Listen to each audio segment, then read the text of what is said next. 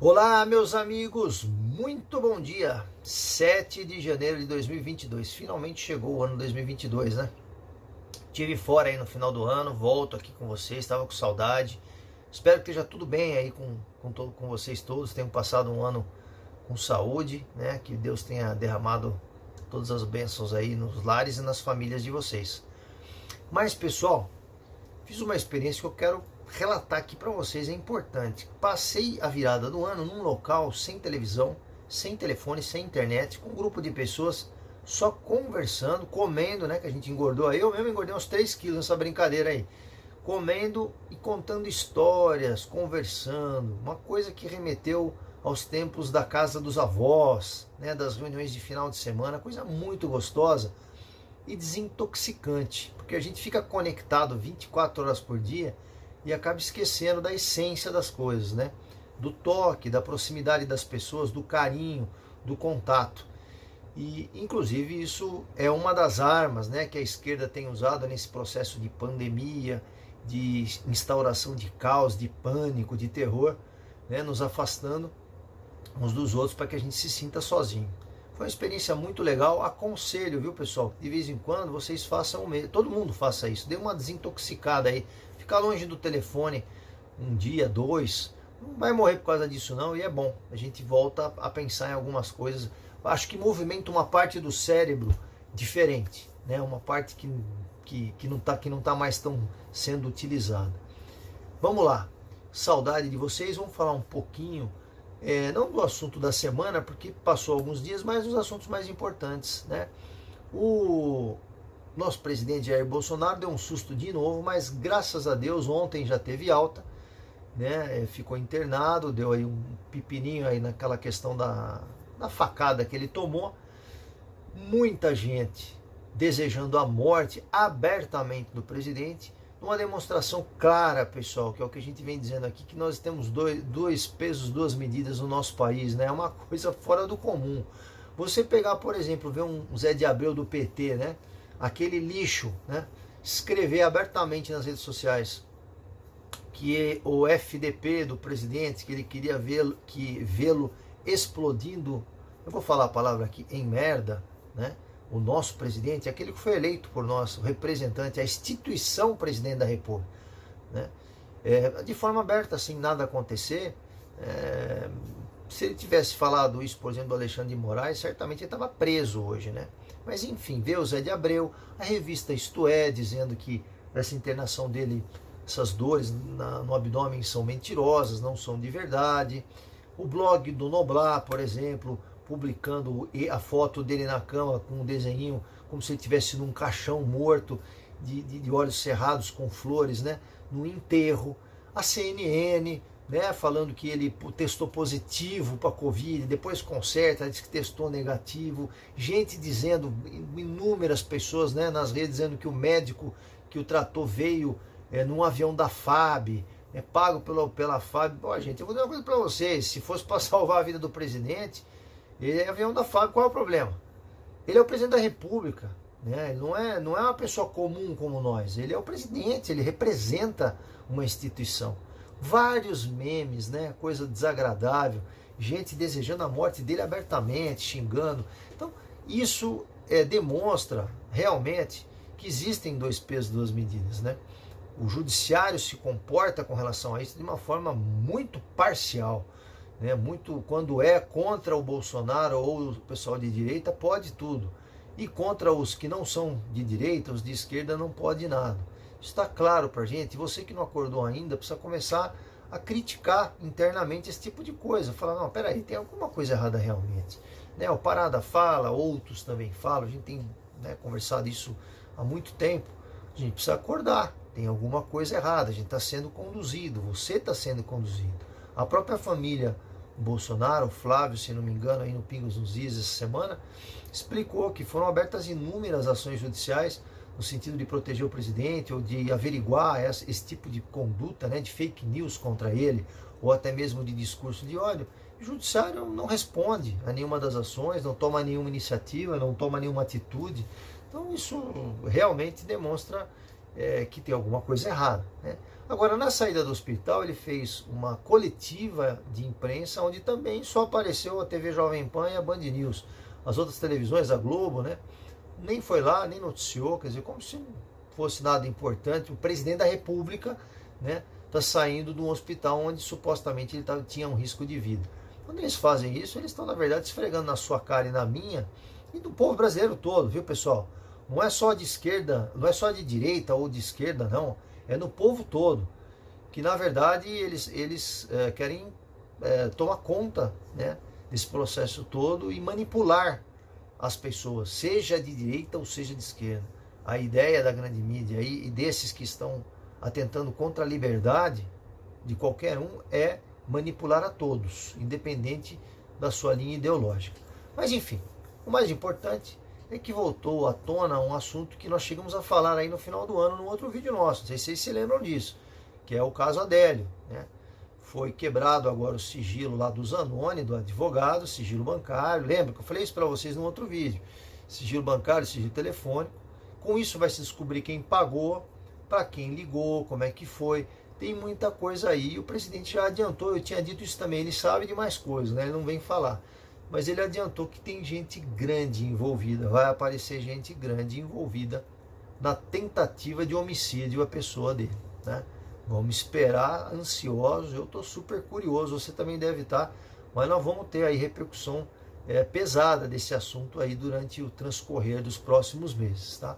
A batalha, pessoal, é intensa, é desigual, isso está claro para a gente. O presidente Bolsonaro, a única arma que ele tem é mostrar resultado nas coisas que ele faz. Os ministros dele são extremamente eficazes, né? Com poucos recursos, estão fazendo muita coisa. O Brasil está sentindo isso. E qualquer um, mesmo sem a mídia tradicional, está noticiando, a gente vê a diferença. Aumento de emprego, aumento de superávit, né? Diminuição de corrupção, diminuição de tráfico de droga, uma série de coisas, uma série de indicativos que a gente sente.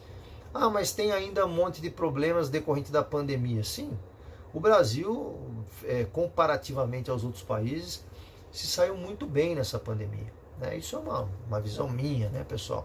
E de mais um monte de gente, né? Tem gente que não concorda com isso. Mas se você for crítico e realmente perseguir a verdade, você vai acordar também. Tenha certeza disso. Não pode ser preguiçoso, tá, pessoal? Tem que ouvir aqui meu vídeo, ouvir vídeo de outras pessoas, criticar, olhar, até olhar e falar, será que o Parada está falando a verdade mesmo? Vou atrás. Não pode ser preguiçoso. Tem que orar, vigiar, como diz o Fernando Conrado, orar e vigiar o tempo todo. É o preço da liberdade, é a eterna vigilância. E é isso aí. Muito bem. Bolsonaro vai trocar 11 ministérios, provavelmente, aí mais ou menos nos próximos meses, por conta das eleições. Os ministros vão concorrer, né, a cargos eletivos. Isso faz parte do jogo, ele sabe jogar, está jogando bem, ele tem essas cartas na mão. A gente da direita tem que apoiar o presidente, parar de criticar. Não adianta, pessoal, criticar o presidente da República, dividir a direita e responsabilizar o Bolsonaro por tudo, né? Nós da sociedade civil, eu falei isso num congresso agora há pouco, até o Carlos Bolsonaro andou falando essa semana sobre o pessoal do Rio de Janeiro. Eu vi com os próprios olhos, em um congresso lá, um grupo de pessoas, inclusive algumas políticos, né, indo nessa linha de criticar, de dizer, pô, cadê o Jair Bolsonaro, cadê o legislativo, que tinha que brecar essa questão da vacinação das crianças, tudo mais. Então nós, da sociedade civil, não podemos fazer isso.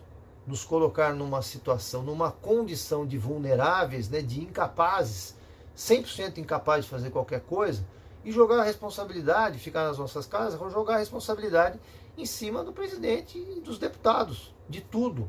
Nós temos que fazer a nossa parte. E qual é a nossa parte? Coisa que a esquerda faz muito bem, pessoal. Ocupar os espaços na sociedade civil. Nós precisamos ocupar os espaços. Ah, mas como é que é isso, Parada? Ó, a diretoria do clube que você frequenta, a presidência do clube que você frequenta, o conselho, porque uma coisa é você, por exemplo, ser sócio de um clube e ficar muito puto da vida quando você entra no clube e vê lá que o diretor do clube, o conselho, botou lá um banheiro para meninas, por exemplo, né?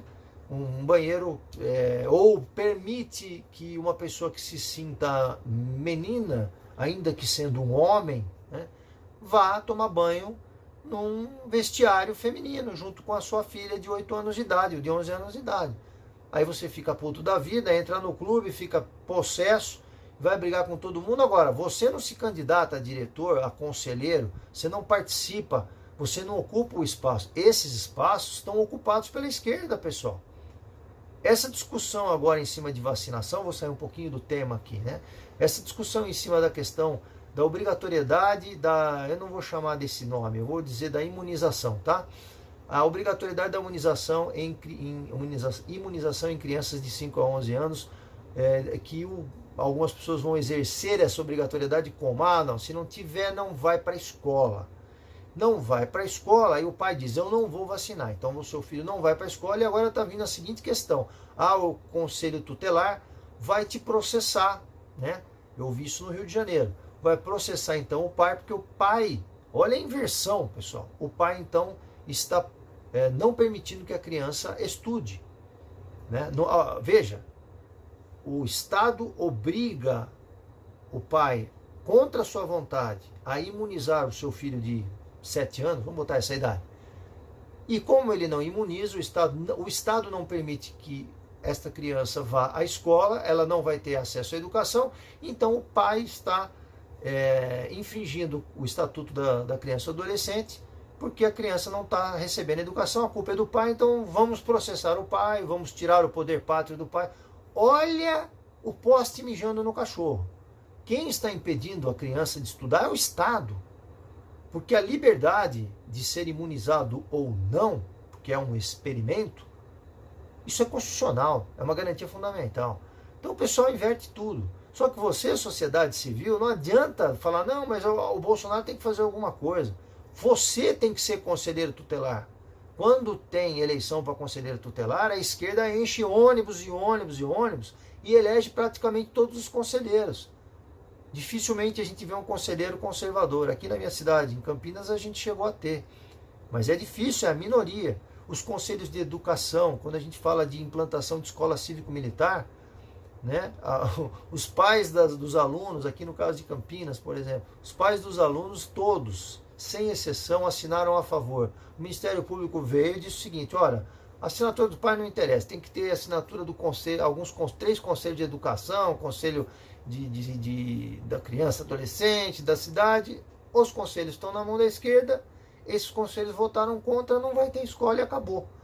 Então nós, da sociedade civil, temos que nos organizar e começar a colocar gente conservadora ocupando esses espaços. Outra coisa, não vou imunizar o meu filho, não vou imunizar, não vai para a escola, não vai para a escola. Existe uma coisa chamada desobediência civil.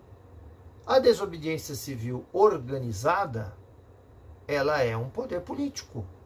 Não tenho dúvida disso, né? Então, essas coisas todas que eu estou dizendo, eu falo para tentar pegar essas poucas pessoas aí que me ouvem, que gostam do que eu digo e que são conservadoras.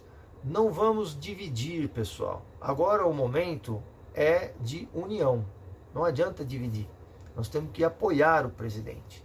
Observe como, às vezes, uma pessoa ou 2 conservadoras é o que está acontecendo no STF hoje, né? 2 ministros conservadores no STF já estão atrapalhando a vida do Supremo. Os outros 9 não são nossos, são de esquerda. Mas os 2 que estão lá estão atrapalhando. A presidência de algumas comissões no parlamento está atrapalhando os planos da esquerda. A Bia Kicis engavetou uma série de coisas, segurou uma série de projetos de lei na CCJ, atrapalhando a vida. Tanto que agora o pessoal todo quer botar o Vitor Hugo aí no lugar dela, né? Nós da direita gostaríamos, fazendo um trabalho para botar o Vitor Hugo no lugar dela, para continuar, e a esquerda está que nem louca tentando botar. Então esses espaços dos conselhos a gente precisa ocupar.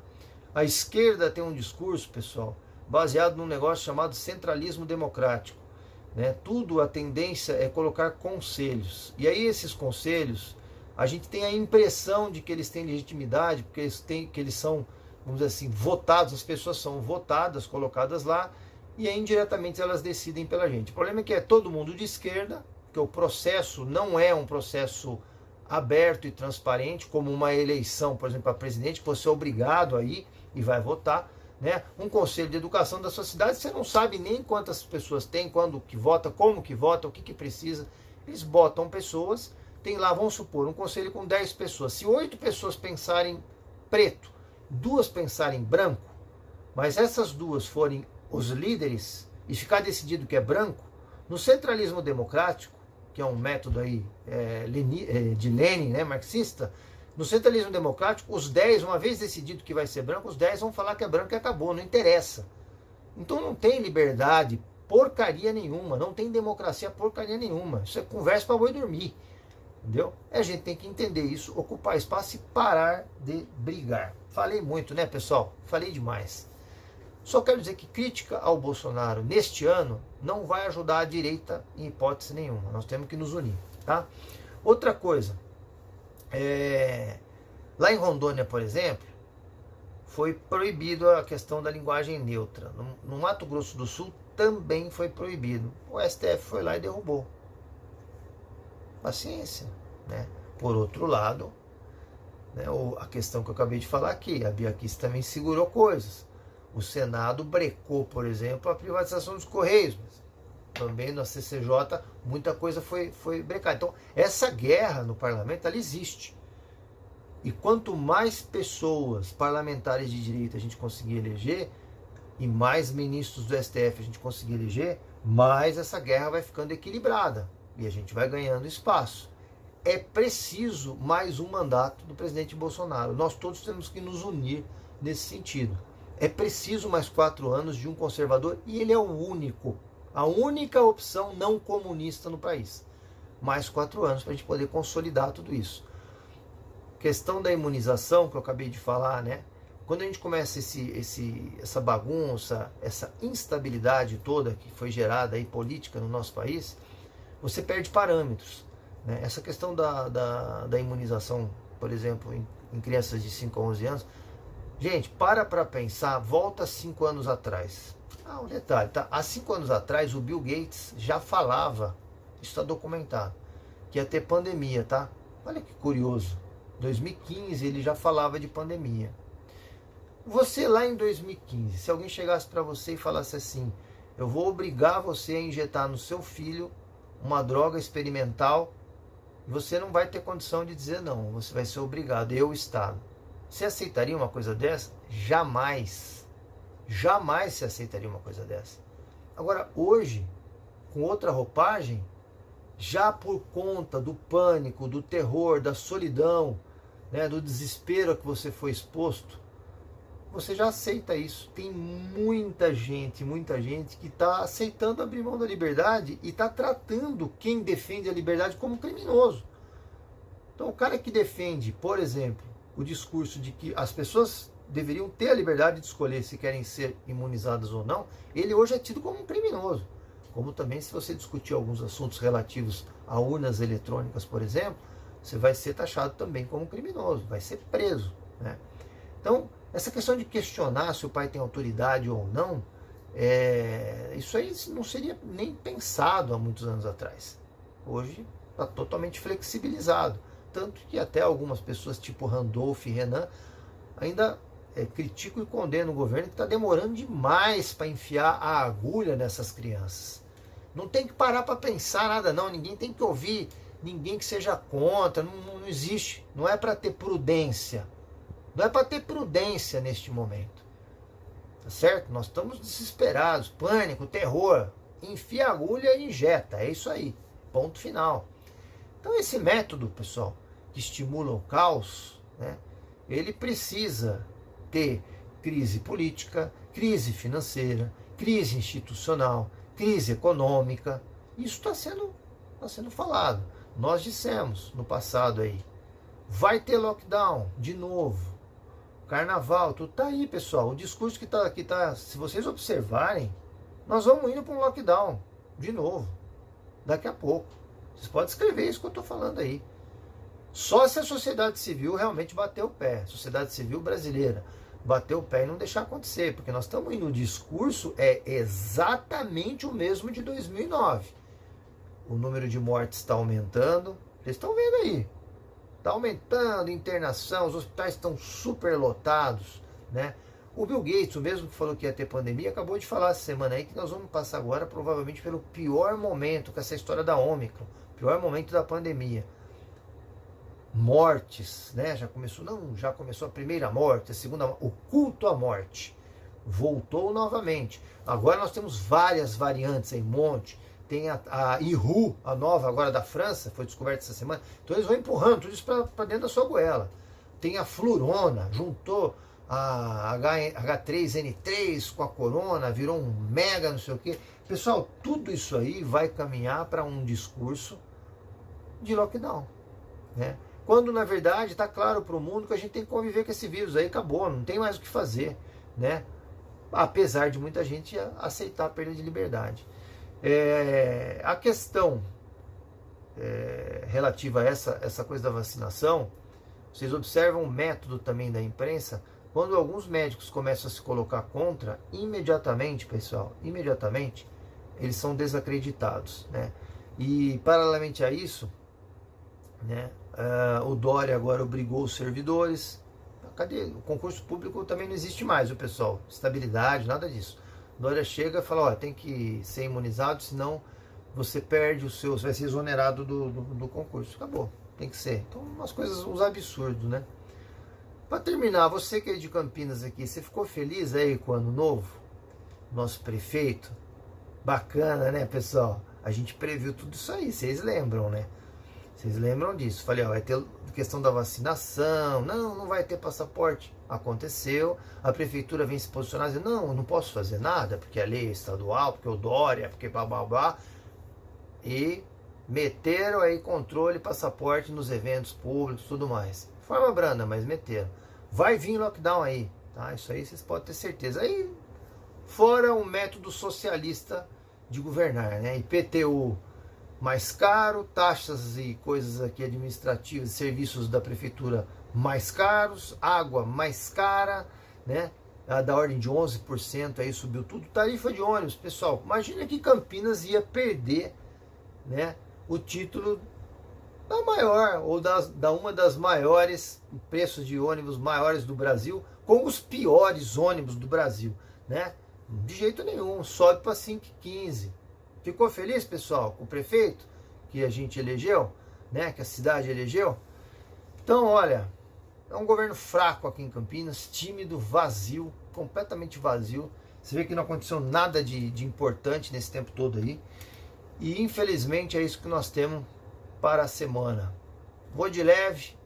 Pessoal, se você curtiu, dá um like no vídeo aí, sugere nosso canal pro pessoal. Daqui a pouco vem coisa nova por aí. Muita saudade de vocês. Tô meio lento hoje que eu tô pegando o ritmo de novo, tá bom?